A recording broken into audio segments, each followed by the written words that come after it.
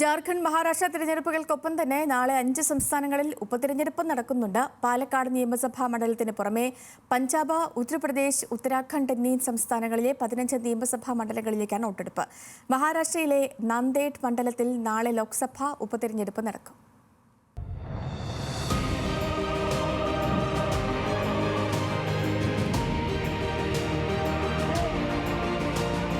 ജാർഖണ്ഡ് മഹാരാഷ്ട്ര നിയമസഭാ വോട്ടെടുപ്പ് ചൂടിലാണ് രാജ്യം.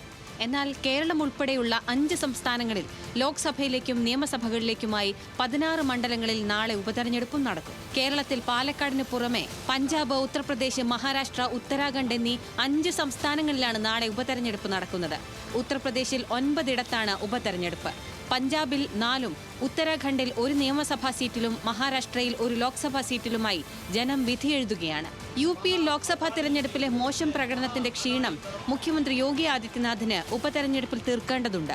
ഒഴിഞ്ഞുകിടക്കുന്ന 10 സീറ്റിൽ മൽക്കിപൂർ സംവരണ സീറ്റ് ഒഴികെ 9 ഇടത്താണ് വോട്ടെടുപ്പ്.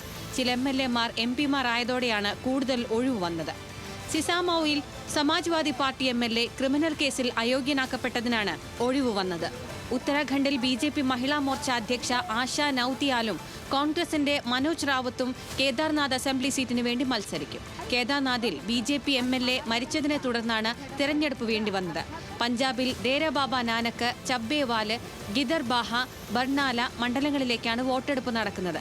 5 സംസ്ഥാനങ്ങളിൽ 16 മണ്ഡലങ്ങളിലായി നടക്കുന്ന ഉപതെരഞ്ഞെടുപ്പുകളുടെ ജനവിധി നവംബർ 23-ന് അറിയാം. National desk, news Malayalam.